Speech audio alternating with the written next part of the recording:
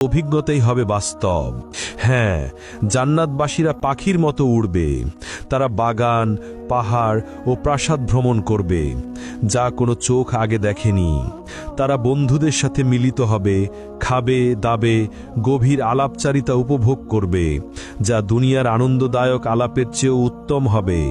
তারা ভোজ আয়োজন করবে, নবীদের সাথে বসবে, সরাসরি সাহাবীদের কাছ থেকে তাদের কাহিনী শুনবে, আউলিয়ার সাথে সাক্ষাৎ করবে এবং উষ্ণ আনন্দঘন কথোপকথনে অংশ নেবে, যা দেবে অফুরন্ত আনন্দ।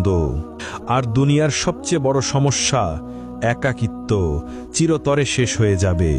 সেখানে আর কেউ একা বোধ করবে না। দুনিয়ার অচেনা মানুষ, গরিব, অসুস্থ, বন্দী, সমাজের তাড়ানো মানুষরা সেদিন তারও ফিরে তাকাবে সব কষ্টের দিকে এবং বলবে, এই কষ্ট তো কিছুই ছিল না। আমার রব আমাকে এমন সৌন্দর্য, বন্ধু আর নেয়ামত দিয়েছেন নিজের সান্নিধ্য থেকে। যদি আমি এর চেয়েও ভয়াবহ কষ্ট ভুগতাম, তবুও আমি সন্তুষ্ট থাকতাম।